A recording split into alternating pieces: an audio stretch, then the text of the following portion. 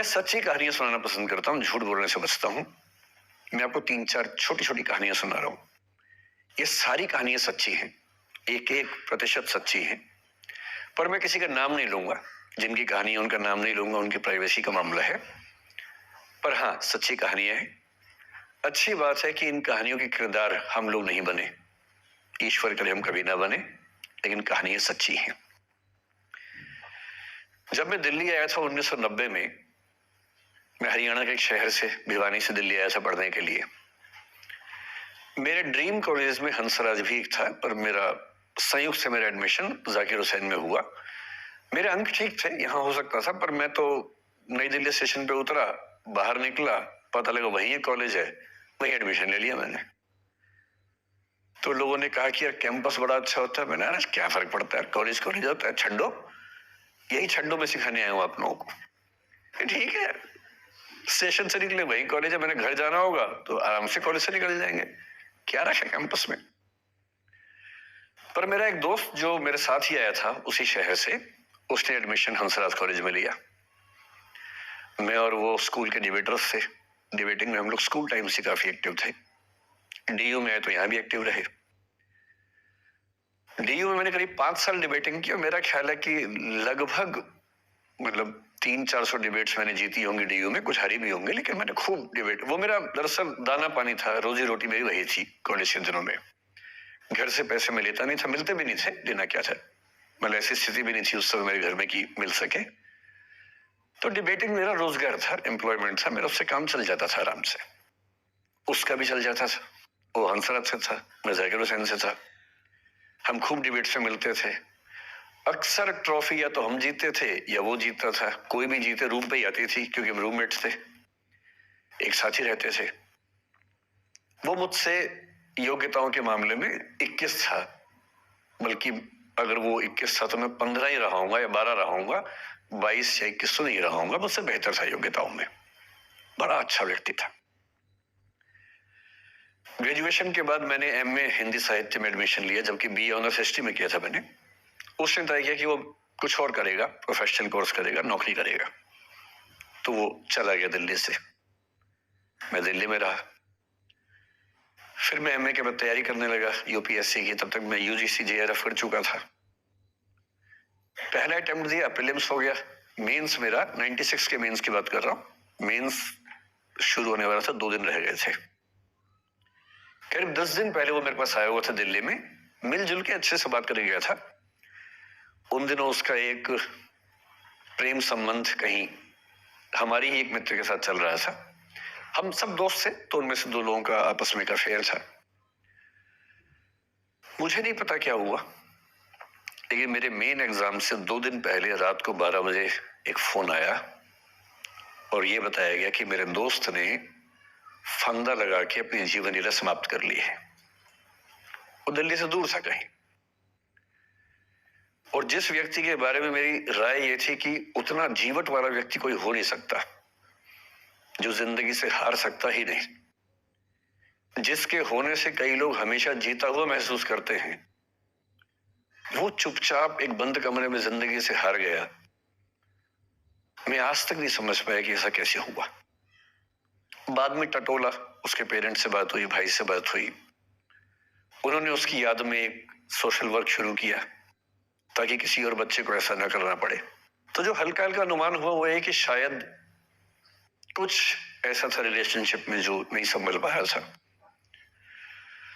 और रिश्ता टूट ना जाए इसका दबाव बहुत ज्यादा था, और वो दबाव झेल नहीं पाया। इस उम्र में ऐसा फेज आता है, कई बार आता है। ये एक कहानी है, हंसराज कॉलेज से ही जुड़ी है, इसलिए मैंने सोचा कि वहीं से बात शुरू करूं। नाम जैसा कि मैंने कहा मैं नहीं बताऊंगा, तो नाम बताने का मतलब भी नहीं। और वो जिसकी मैं कहानी सुना रहा हूँ, आप लोगों के जन्म से पहले की बात है। आप तो सब 21वीं सदी वाले बच्चे होंगे ना, जेन ज़ी होंगे आप सब लोग, तो ये तो बहुत पुरानी बात है। एक दूसरी कहानी सुनाता हूँ। मैं आपको 2-3 कहानियां सुनाऊंगा, फिर उन सबका सार निकाल लेंगे एक साथ हम लोग। दूसरी कहानी ये है कि जब मेरा सिलेक्शन हो गया 97 में, मतलब 96 अटेम्प्ट में पहली बार में मेरा सिलेक्शन हो गया था, मैं एक्सटेंशन लेके तैयारी कर रहा था और डीयू में मैं पढ़ा भी रहा था उस समय। तब मैं शायद डीएवी कॉलेज में था या अग्रसेन को, मैं 2 जगह पढ़ा है डीयू में, तो उनमें से किसी कॉलेज में पढ़ा रहा था उस समय में। तो उस समय एक लाइब्रेरी है कैंपस में ही, सेंट्रल रेफरेंस लाइब्रेरी, आप जानते होंगे, सीआरएल बोलते हैं, जो विवेकानंद जी की स्टैच्यू है सामने ही वो लाइब्रेरी है। उस लाइब्रेरी में नीचे सब बैठ के पढ़ते हैं और टॉप फ्लोर पे रिसर्च फ्लोर है जहां एमफिल पीएचडी वाले बच्चे पढ़ते हैं। मैं उस समय शायद पीएचडी कर रहा था या एमफिल खत्म हुई थी, वहीं बैठता था, पढ़ता था रोज। कई दोस्त पढ़ते थे हम लोग वहां। हम सुबह 8 बजे लाइब्रेरी खुलते ही वहां घुसते थे, रात को 1 बजे निकलते थे लाइब्रेरी बंद होने के समय। तो वहां एक छत थी, छत पे छोटी सी कैंटीन थी जहां हम लोग जब जब बोर होते थे दिन में 3-4 बार जाके चाय पीते थे। चाय पी ली, बिस्किट खा लिया, थोड़ी गप्पे मार ली, वो सब वहां करते थे। तो वहां मेरे बहुत सारे दोस्त थे, उनमें से कई लोग अब बहुत सीनियर सिविल सर्वेंट्स हैं, कुछ लोग प्रोफेसर हैं डीयू में। 2 बच्चे थे मुझसे जूनियर, 3-4 साल जूनियर थे, बड़े प्यारे बच्चे थे। मुझे उस समय तक पढ़ाई लिखाई का शौक अच्छा खासा हो गया था, तो वो रोज मेरे साथ बैठते थे केवल बात करने के लिए। किसी मुद्दे पर बहस करनी है तो बहस होती थी, समझते थे। फिर मुझे पता लगा कि वो दोनों रिलेशनशिप में हैं, रिश्ते में हैं, दोनों ने शादी भी कर ली। उनकी योजना डीयू में पढ़ाने की थी या सिविल सर्विस की भी थी शायद, पता नहीं। मेरा इंटरेक्शन बहुत ज्यादा उसके बाद रहा नहीं उनसे, क्योंकि मैं सर्विस में चला गया था। इतने जिज्ञासु बच्चे थे दोनों, इतने जिज्ञासु कि उनसे मिलकर तबीयत खुश हो जाती थी कि हर चीज जानने का मन करता था उनका, हर विषय पढ़ने का मन करता था। एकदम जीवन से भरे हुए बच्चे, आंखों में चमक ऐसे। फिर दोनों की शादी हुई तो मैं शादी में जा नहीं पाया, क्योंकि मेरा रिश्ता सिर्फ लाइब्रेरी में 1 घंटा गप मारने वाला था, उससे ज्यादा था नहीं रिश्ता उनके साथ। फिर सुनता रहता था कि मैं सब बढ़िया चल रहा है, पढ़ाई कर रहे हैं, तैयारी कर रहे हैं। इंटरकास्ट मैरिज की उन लोगों ने, खूब हंगामा हुआ, दोनों घर में तलवारें खींच गई, किसी तरह से तलवारें संभाली गई, मैनेज हुआ, दोनों साथ रहने लगे। और फिर 3-4 साल के बाद एक दिन मैंने खबर सुनी कि उस बच्ची ने फंदा लगा के जीवन लीला समाप्त कर ली। ये बात भी दिल्ली विश्वविद्यालय की है, उस दौर के सब लोग इस कहानी को जानते हैं। मेरे ख्याल से दोनों कहानी आपके प्रिंसिपल मैडम जानती होंगी, नहीं ध्यान कर पाएंगे तो मैं उनको जैसे नाम बोलूंगा अकेले में वो तुरंत समझ जाएंगे मैं किसकी बात कर रहा हूं। मैं आज तक नहीं समझ पाया कि ऐसा क्या हुआ होगा। तो बाद में अनुमान जो हुआ वो ये, इंटरकास्ट मैरिज, परिवार का दबाव, समाज का दबाव, आपस का दबाव, टॉक्सिक रिलेशनशिप, अंत में उस दबाव को न झेल पाना और जीवन समाप्त कर देना, ये हुआ। ये 2 घटनाएं हैं। एक तीसरी घटना ये है कि दिल्ली में आज से 25 साल पहले घटना घटी। आप लोग तो बस पैदा हुए होंगे, घुटनों में चल रहे होंगे, या उससे 5-7 साल पहले की बात रही होगी। ये घटना दिल्ली के सब सीनियर लोग जानते हैं, जिनकी उम्र 35-40 साल है वो सब जानते हैं इस घटना को। मोबाइल फोन में वीडियो नया नया आया था उस समय। अब तो आपके हर फोन में वीडियो है, अब तो सामने भी है, ताकि आप वैसा वाला मुंह बना के सेल्फी खिंचवा सके। पाउट बोलते हैं ना, मैं उसको देसी भाषा में सूअर जैसा मुंह बोलता हूं, और वैसा ही बनता भी है, क्यूट क्यूट सा सूअर जैसा मुंह बना के लोग सेल्फी खिंचवाते हैं, उसको बोलते हैं पाउट। तब तो कैमरा फोन में पहली बार आया था, तब लोग अभ्यस्त नहीं थे। अब जैसे आप लोग कितने अभ्यस्त होंगे, हम भी होने लग गए। अब हम किसी से बात करते हैं तो हम ये एज्यूम करके चलते हैं कि उसने फोन में कुछ ना कुछ ऑन कर रखा होगा, या तो आवाज रिकॉर्ड करेगा या वीडियो बनाएगा। तुम कितने केयरफुल होकर बोलते हैं, कितने कॉन्शियस रहते हैं। और सर्विलांस सोसाइटी की सबसे बुरी बात यह है कि हम हमेशा चौकन्ने रहते हैं, हम सहज हो ही नहीं पाते। सहज रूप से 2 लोग बात कर लें, हो ही नहीं पाता। तो मैं तो अपने ऑफिस में कई बार ऐसा करता हूं, जब हम 3-4 लोग बैठते हैं इनफॉर्मल बातचीत के लिए, हम सब अपना अपना फोन कमरे के बाहर छोड़ के आ जाते हैं, फिर 2 घंटे बात करते हैं। इस भय से मुक्त होके कि कहीं कोई रिकॉर्ड तो नहीं कर रहा। ये हालत है आज की। उस जमाने में तो फोन थे। मोबाइल फोन आया था भारत में लगभग 1995 के आसपास पहली बार। बड़ा महंगा था, 16 रुपए प्रति मिनट इनकमिंग, 16 रुपए प्रति मिनट आउटगोइंग, ये रेट से उस समय। और फोन वो थे जिनसे आप कील भी ठोक सकते हैं, वैसे वाले फोन थे, बटन वाले फोन थे। नोकिया एक कंपनी थी, उसके फोन हुआ करते थे। उसके 4-5 साल के बाद क्या हुआ, पहली बार किसी कंपनी ने फोन में कैमरा लगा दिया। ये बात उस समय के लोग नहीं समझते थे। जब भी नई तकनीक आती है उसको समझने में टाइम लगता है। जो पहले समझते हैं फायदा उठा लेते हैं, जो थोड़ा लेट समझते हैं वो उसका नुकसान उठाते हैं। उस समय दिल्ली के एक प्रसिद्ध स्कूल में 11वीं-12वीं क्लास के 2 बच्चों में आपस में कोई रिलेशनशिप रही होगी।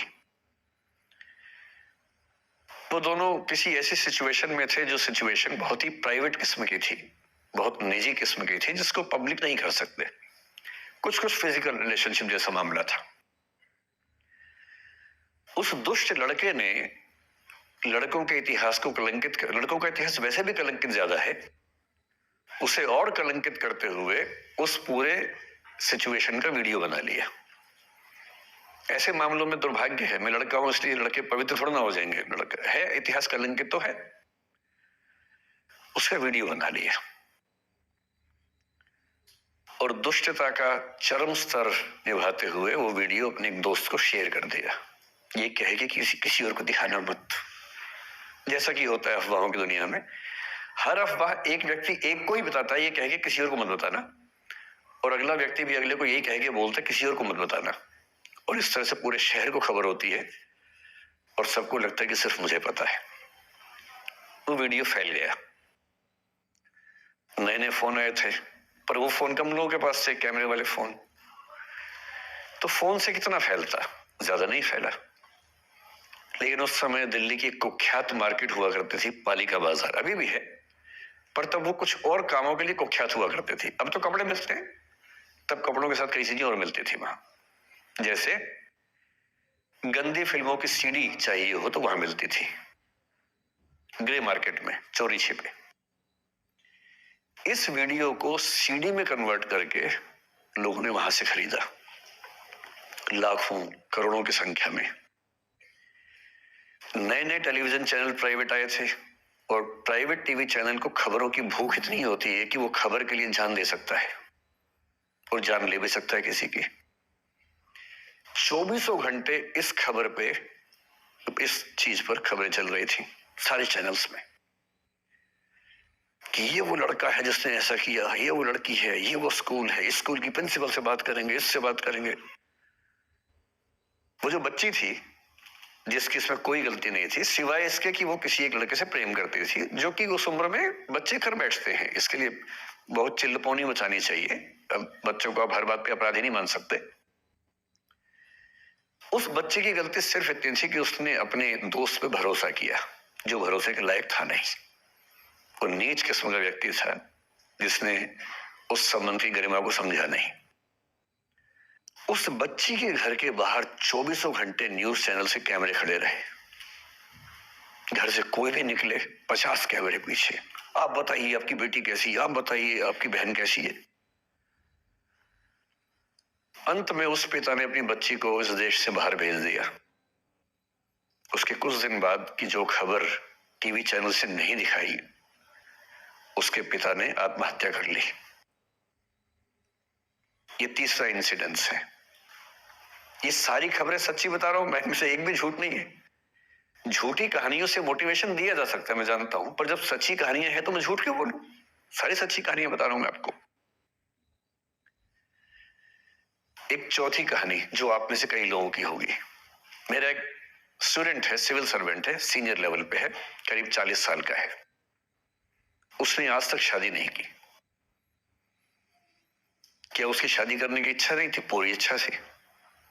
फिर क्यों शादी नहीं की? भाई कुछ लोग तो होते हैं कि शादी करनी ही नहीं, कोई मिशन है, योगी जी है, मोदी जी है, ठीक है, उनका तो मिशन है, ममता जी है, उनका मिशन है। पर जिसका जीवन में ऐसा कोई मिशन नहीं है और जिसको प्रेम करने का मन भी करता हो, वो तो शादी करता है आमतौर पे। उससे शादी क्यों नहीं की जानते हैं? जब वो 25-26 की उम्र में था, जब वो मेरा विद्यार्थी भी था, एक दिन मेरे पास आके बोला कि सर एक बात करना चाहता हूँ। मुझसे मेरे स्टूडेंट्स ऐसी बातें खूब करते हैं पर्सनली आके, अब तो मैं टाइम कम दे पाता हूँ, पहले तो ये सब होता रहता था क्लास के अलावा।